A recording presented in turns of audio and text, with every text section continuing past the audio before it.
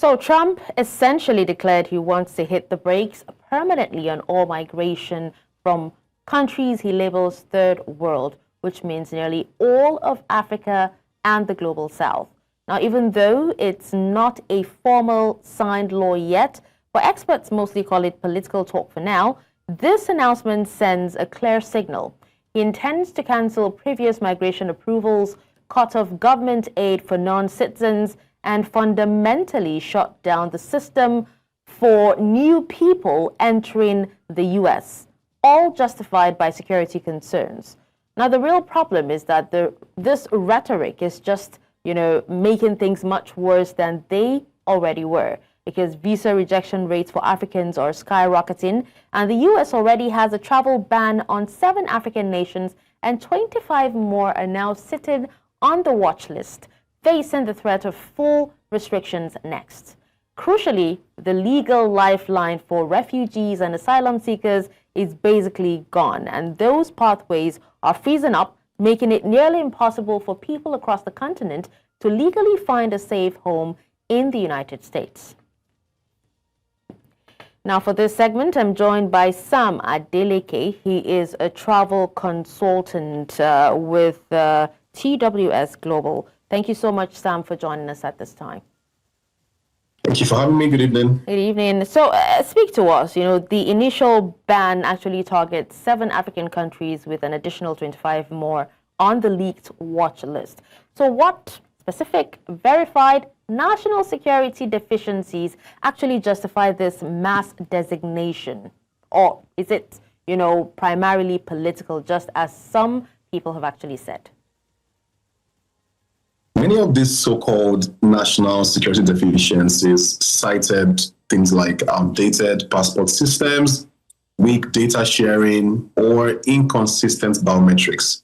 Now, all these are fixable technical gaps, not threats that justify blanket restrictions. And from data, this is verifiable. Most African states over the past decade have spent time, resources, technical expertise, even partnering with the US and European governments to upgrade our e-passport system, even Interpol connectivity and airport API systems. All of this are fully documented by the US. So when the US uses such non-transparent criteria by just issuing blanket bans, it leaves countries unsure how best to correct these issues.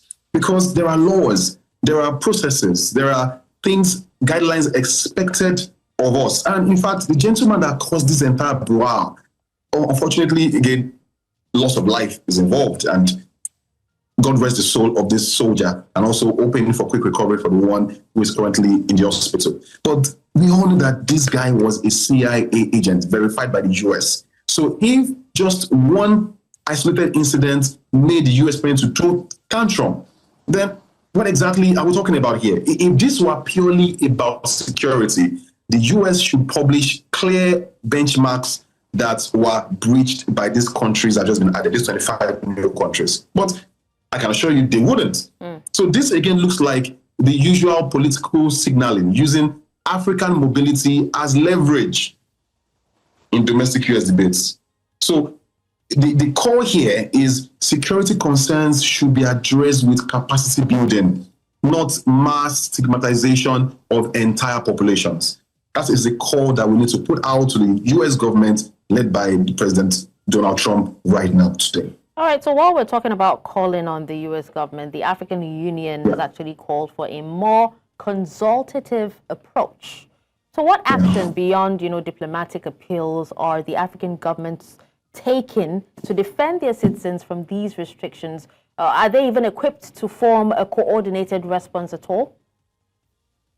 Unfortunately, African states, including Nigeria, Somalia, everyone is reacting individually instead of reacting collectively. And this fragmentation is our biggest weakness. And to be honest, make no mistake about it, we cannot be naive to say here that because we are in the front lines, we negotiate and discuss with the governments, with stakeholders, with even our clients who travel within the continent and even outside the continent. Some of these governments have quietly opened dialogue channels with US embassies, actually, to negotiate exemptions for students and skilled workers who are really, really, really needed in the US. So again, while we are putting out this public call, we are also not neglecting the fact that there are back channels to get this done. And regarding this, a few countries, that we want to name them here, are already upgrading data systems to meet the US demand. So even though we have these diplomatic calls and this press calls that we are doing right here now, I can assure you there are back channels going on. However, let us bring this back up. Let's talk to the AU, the African Union. There is, as I speak right now, there is no continent-wide migration policy, no unified crisis team, and there is limited resources for diplomatic pushback because everybody just wants to take their own personal interest. So the way the US is saying, America first, US interests, African countries are also doing that. But in the end, when bans are being issued by Big Daddy or Big Sam, it is to everybody at the same time. And again, smaller nations lack the legal expertise to critique US criteria. We see it. The UN, the International Criminal Court. These are all courts that they're now sounding like toothless bulldogs, so to speak. So in all of this, Africa negotiates individually, but the US restricts collectively. So that imbalance ensures that Africa always responds from a position of weakness. So the AU needs to take a stand going forward and regain that collective strength so that we can match the US, not as individuals, but as a collective. What about China and Russia? Do you think they would be leveraging the US's simultaneous imposition of trade tariffs and withdrawal of foreign aid to even fill the vacuum of trust and investment across the continent, just as we are seeing in a few countries?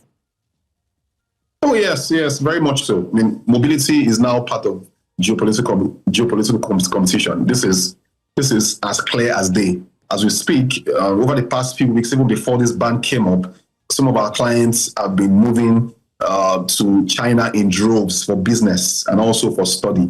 And China is currently expanding visa on arrival agreements, scholarship programs, tourism outreaches. So they are really latching on this. And Russia, in particular, is using education and military cooperation to deepen ties. We see the example in Burkina Faso, even in Mali. So when the US reduces openness with blankets, restrictions, and proclamations and emotional outbursts like this, the African youths naturally will turn to whoever offers opportunity without humiliation. That's the key word, humiliation, because in the end, we also still have our dignity. We know there is so much going back at home. I don't want to talk about domestic issues we have right now, but the US risks losing a generation of African professionals and students who historically preferred the American system.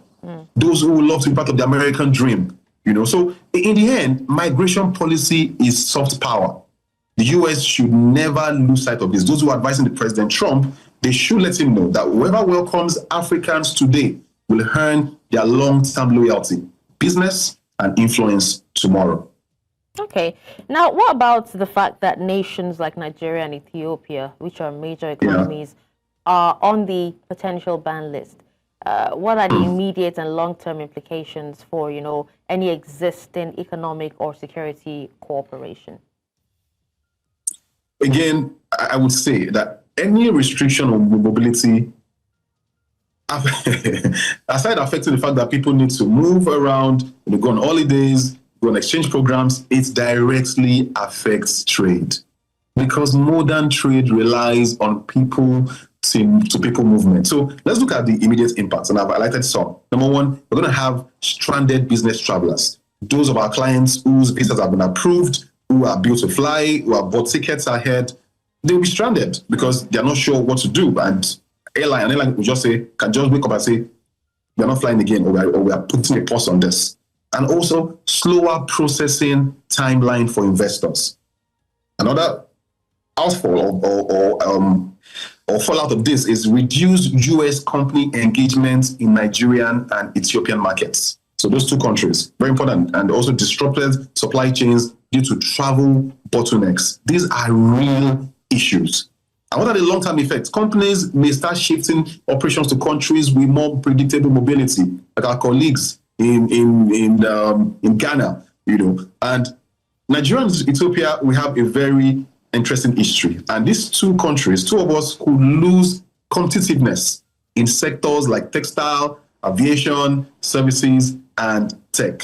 So we should really, really, really make a stand, a big stand, Nigeria, Ethiopia, the AU, and ensure that, this last point, our talent pipelines, especially professional exchange programs, they're the risk of shrinking. So these are the implications. And we need to look at the fact that this long-term, and long-term might feel long, but this is 2025, 2026, 2030 will soon be here. So generally, AGOA cannot function optimally when the entrepreneurs who make the trade happen cannot travel to negotiate or build partnerships. So the administration's controversial use of language targeting migrants deemed, and I quote, non-compatible with Western civilization, this demands clarification. So how is this racialized language impacting the safety and standing of millions of naturalized African Americans and U.S. citizens of African descent?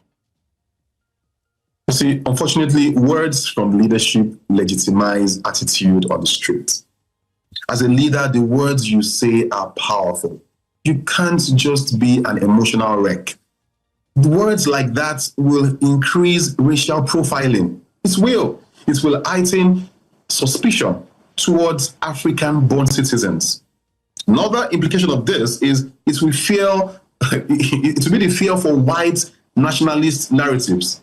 Even if you say, oh, we're all equal, it's not true. It's just the president being who he is. No, but the emotional harm to African American communities whose ancestors built the country, these things are real.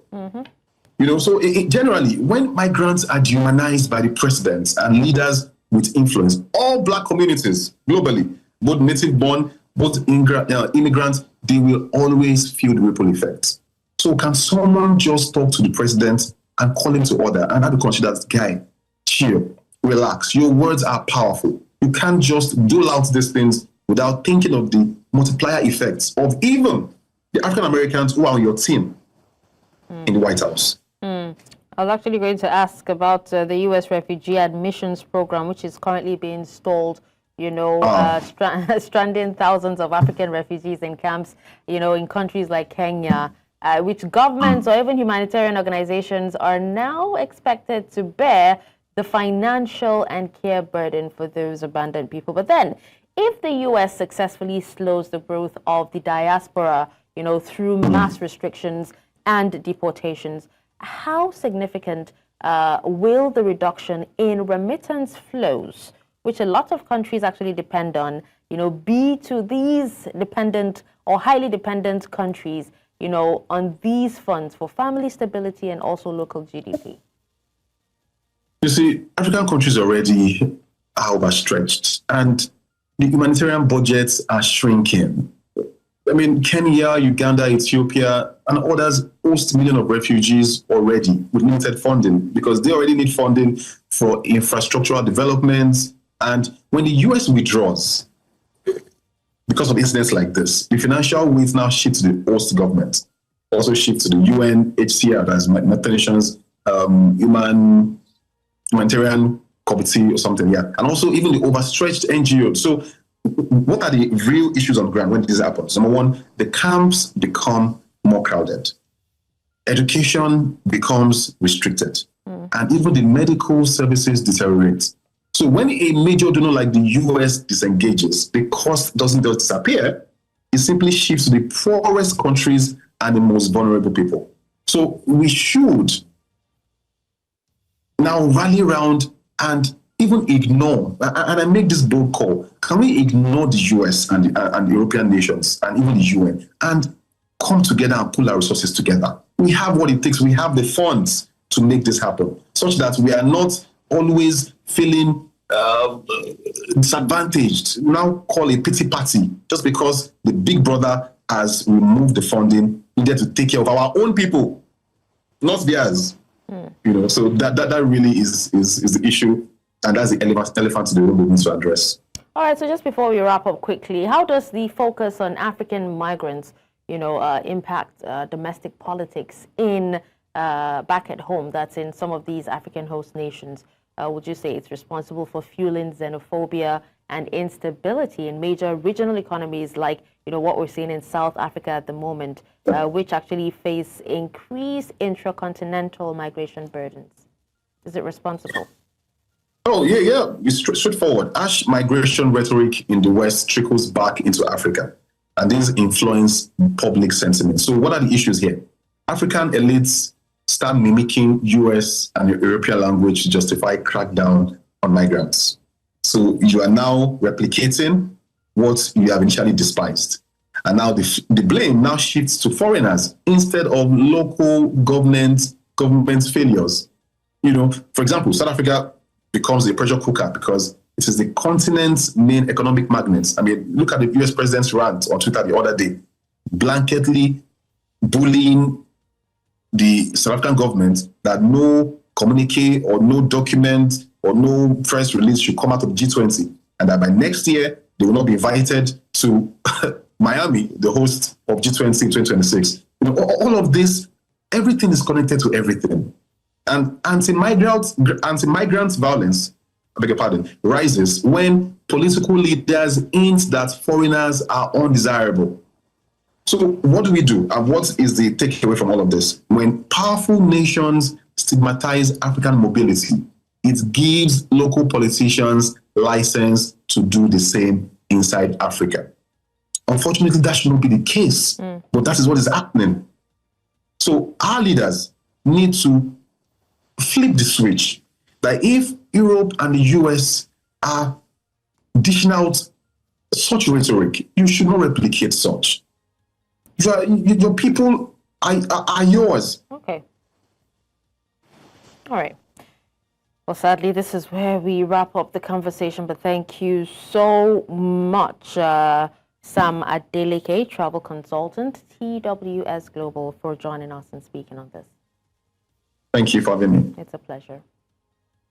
And that's all for today on The Conversation. Now catch up on missed episodes on our YouTube channel at News Central TV. You can also watch News Central live on DSTV channel 422, GoTV channel 23, Star Times channel 274, Avo TV, and YouTube. Until I come your way again, I'm Darshan Usman.